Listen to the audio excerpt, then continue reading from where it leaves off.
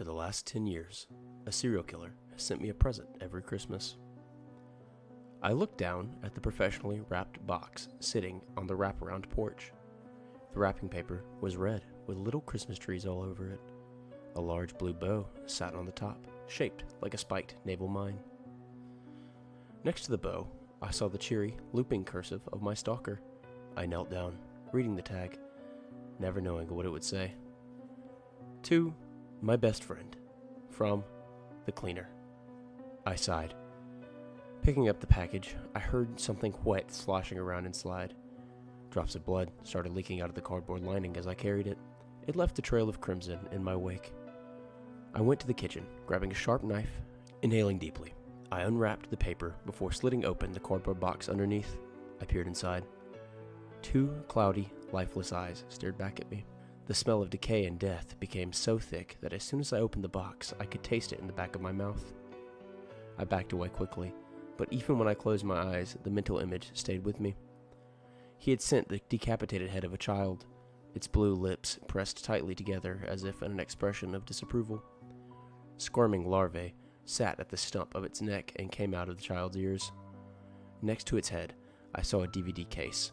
On the front cover, in huge, spiky letters, were the words, "Watch me." I sat in front of the TV, the DVD spinning rapidly in the player. The black screen rippled with static. A jarring cacophony emanated from the speakers, and then, a second later, a face appeared. The Valley Ripper always wore a costume of a Baphomet in these videos. He had on a black robe. On his face, he wore a mask that made him look like a goat. Two giant black horns twisted from his head. The eyes of the mask looked bleached white and dead. "I've sent you a present," he said, using a synthesizer to change his voice. It came through deep and demonic. "Our game is not yet over. Do you know why I have chosen you?" "Because you're fucking psycho," I whispered to myself. "Because you have potential. I saw it in you the first day we met. You are not like the others. Within you, you have the seeds of the Overman. You have the seeds of greatness. For the last 10 years, I have tried to push you towards self-realization. You have the same power within you that I do, but I did not realize it on my own. My father took what was a formless lump of clay and molded it into a masterpiece. I see now that I will have to do the same with you." "Oh God," I moaned. "Oh shit." I felt nervous about the ominous promises he made on the video. Moreover, I mourned the loss of life. But most of all, I knew these deaths were all my fault. Because in reality, I could have helped stop the Valley Ripper at any time, but I didn't. I reflected back on how I had gotten myself stuck in this quagmire. The first time I met the Valley Ripper, I had been roaring drunk. I drank constantly back then. Every night, I would pass out. Undoubtedly, I was an alcoholic. I stopped drinking a few years ago, but not before that poison did unthinkable damage to my life and my liver. If it weren't for rehab and Alcoholics Anonymous, I strongly believe I would be dead. I remember driving home from some concert. I can't even remember the band now. A friend from work had invited me, and I never missed an opportunity to drink socially. I never missed an opportunity to drink, period, now that I think about it. My friend Ellis pounded me on the shoulder as I downed my second shot of Russian imported vodka. "Puts air on your chest," he yelled, trying to be heard over the jarring music. He started laughing, his bright multicolored lights flashing off his glasses. He motioned to his shot. "You next," I said. He took it down without expression, slamming the empty shot glass onto the wooden counter. Ellis was a huge man. Nearly 7 feet tall, he had a dark brown mustache, matching wavy hair running down his forehead, and thick muscles covering his arms and legs. His skin looked white and pale as powdered milk. The bartender brought out 2 Long Island iced teas. I started chugging the delicious, boozy concoction. I could feel the total release around the corner, an impending blackout. The music blared in our ears, the metal guitar solos blasting of a rapid succession of chords. "I think I'm gonna get headed out," I shouted loudly in Ellis's ear after I finished my drink. "If I stay here much longer, I'll be too drunk to get home, and I have work tomorrow." Ellis nodded, yawning. He got up and threw some money on the counter. I did the same. "All right, let's go. It's only a 10-minute drive anyway." Ellis lived close, only about a 3-minute walk from my house. As I walked outside, the cool air swept over my skin. I felt the sweat start to evaporate like mist in a breeze. "So, you watched the news lately?" Ellis asked, conversationally. My ears still rang from the shrill whine of guitars and harsh shrieking of the vocalist. I shook my head. "I don't own a TV." He looked at me in amazement. "Really? Why not?" I shrugged. "It's a waste of money. It only makes you stupid. I read books, mostly." Ellis nodded at this. "So, you didn't hear the latest news?" he asked, in a hushed, secretive tone. Without waiting for an answer, he kept talking. "I guess there's a serial killer nearby." I rolled my eyes. There's probably always a serial killer nearby. There's over 300 million people in this country. What are the chances that there are no psychotic murderers in a 50-mile radius where hundreds of thousands of people live? Pretty low, I think. We had gotten close to my car, a fully restored Ford Thunderbird. Ellis always complained about the lack of space and legroom, and in his defense, he did kind of look like a clown in a car when I put the top down. "Yeah, you're probably right, but this is no ordinary serial killer," Ellis continued. "He's a real-life Satanist, like something out of a horror movie." How do you know?" I asked. He laughed sardonically at that. "Everyone knows. It's all over the news. He's done 3 houses so far. At the first house, he found the husband in his bed. The guy saw him breaking in, and the killer slit his throat. The husband still fought like a madman, though. Even with the slit throat, there were signs of a struggle, and his knuckles all looked bruised. This is according to the media anyways, so take it with a grain of salt." I nodded. "So the guy goes into houses and takes all their most valuable stuff, like any money or jewelry. He seems to kill randomly. In some houses, he kills everyone. But at the first house, he let the wife live and only killed the husband and children. The wife said she was crying and pleading with him. She apparently didn't know the rest of her family was dead, as he had bounded and blindfolded her downstairs, where she was sleeping in front of the TV. She said she would give him anything he wanted if he didn't hurt her kids. She started swearing to God, and he slapped her. "No, bitch," he growled. "Swear to Satan." "Swear to Satan?" I asked, appalled. Ellis nodded grimly. "Yeah, this guy is apparently the real-life Satanist. He believes Satan protects him. He worships the devil and offers him sacrifices.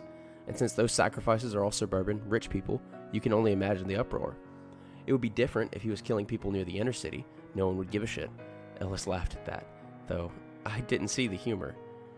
I drove down the country roads as we talked about the Valley Ripper. The booze made my head feel light and empty. All my problems seemed to have dissolved, and I was just happy to be alive. Until the woman started walking in front of my car. I had been trying to light a cigarette at that time. If I hadn't drank so much, I might have been able to save the situation. But by the time I looked up, a collision had become inevitable. "Look out!" Ellis screamed in panic, looking up from his phone at the last possible second. I braced for impact. The woman's body smashed into my front passenger's side headlight. I heard a tinkling of breaking plastic and glass, accompanied by revolting, cracking sounds as the woman's bones shattered.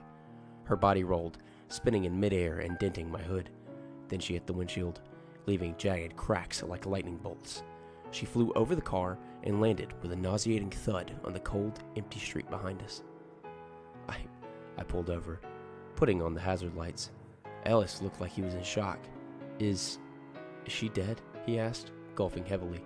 I opened the driver's side door and vomited on the pavement before stumbling out of my car. My heart was beating so fast I thought it would explode, and I had a whining, ringing sound in my ears. I started walking back to the woman. Yes, she was very dead. I could see her neck jutting to the side at a 45-degree angle, like a bird with its spine broken. A long, gasping exhalation escaped her bloody, open lips, and then she lay silent. She looked like she was in her early 20s, with long black hair and blue eyes. She had on all sorts of rings and necklaces, many of them with occult symbols. I saw upside-down pentagrams, the Ouroboros, the black sun, and the OM symbol. A rather esoteric collection, I thought to myself. Oh shit, I whispered myself, suddenly feeling very sober. 1,000 thoughts ran through my head in a second. All of them seemed worthless. Ellis stood by my side, one hand on my shoulder. He tried giving comfort, but I only felt disassociated and scared. "You have to report this," Ellis said, trying to be comforting. A moment later, his head disintegrated before my eyes. I heard a deafening gunshot. The stump of his neck continued to pump blood for a few seconds before his body fell, his hand sliding down my back as he went.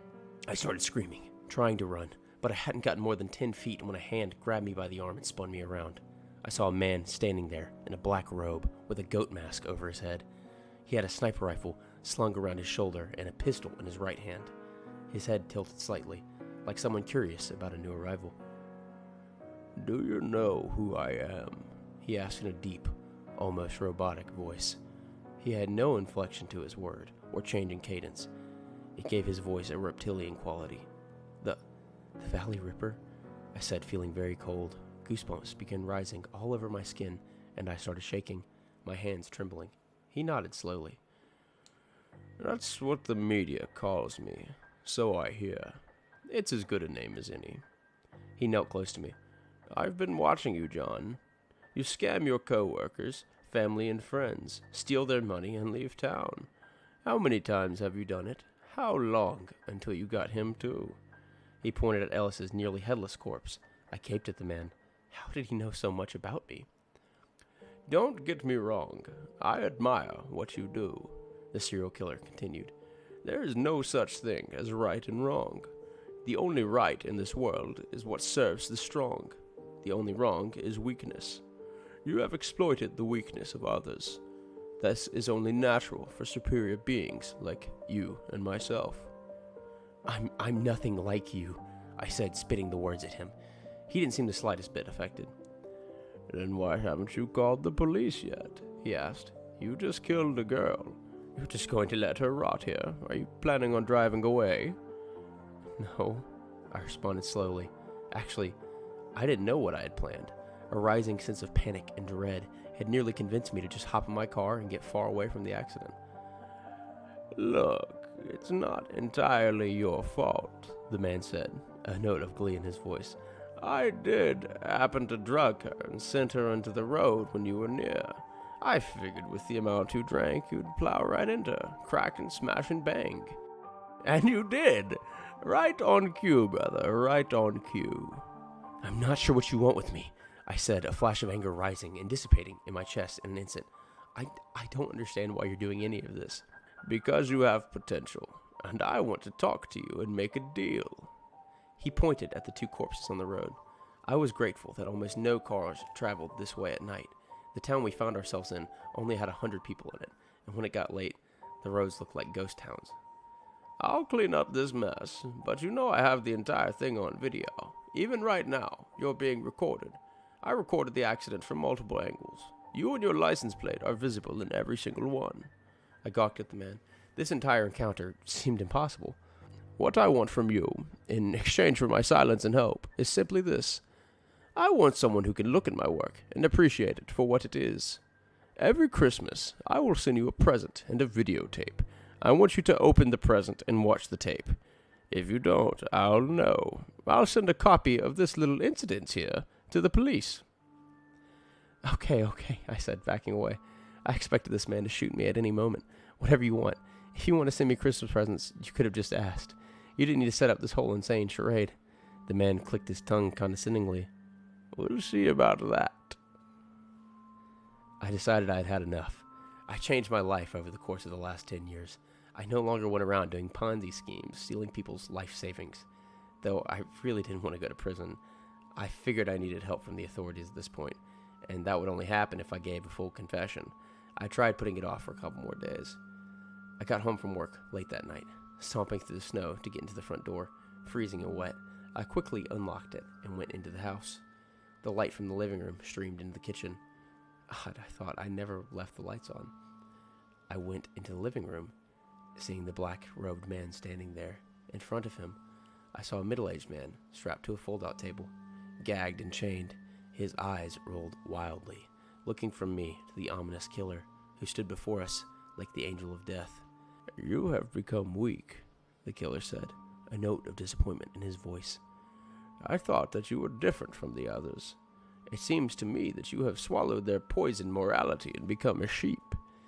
The only thing sheep are good for, my friend, is slaughtering." He pointed to the bound man on the table. "I want you to kill him. I want you to prove that you're worth to myself and Lucifer. Give thanks to Satan and cut his throat." "No!" I screamed. "I'm done with this game." The killer shook his head slowly. "Are you sure?" he asked. I nodded, suddenly feeling very afraid. I began to take a step back, intending to turn around and run. The killer pointed a gun at me and fired. It made a soft, popping sound. I looked down to see a dart in my chest. "Don't worry," he said, a note of mirth in his voice. "It's just a tranquilizer gun. I'm sorry we've had to do this the hard way." He took the sharp knife from the table next to the man, raising it high and plunging it into the victim's throat. The man's eyes widened. Bubbling, a gurgling, bubbling sound started as he choked on his own fluids. The world began to spin and go black. I remember falling on the kitchen floor, trying to crawl away, and then nothing. I awoke in prison, surrounded by countless guards and police officers. They all gave me looks of disgust and hatred. "We've got him," one said. "Finally, we've caught the Valley Ripper. We found all the knives, guns, and ropes used in his house, even the body of one of his victims. They had also found the videotapes, including the one of me hitting the woman. They had found the black robes and mask he used." No one believed me when I protested and tried telling the story. I barely believe it. It's too fantastic, too bizarre. I'm writing this from prison. My lawyer grudgingly agreed to share it, even though no one will believe me. I want to let the people know, because the Valley Ripper is still free, and I don't know what he's going to do next.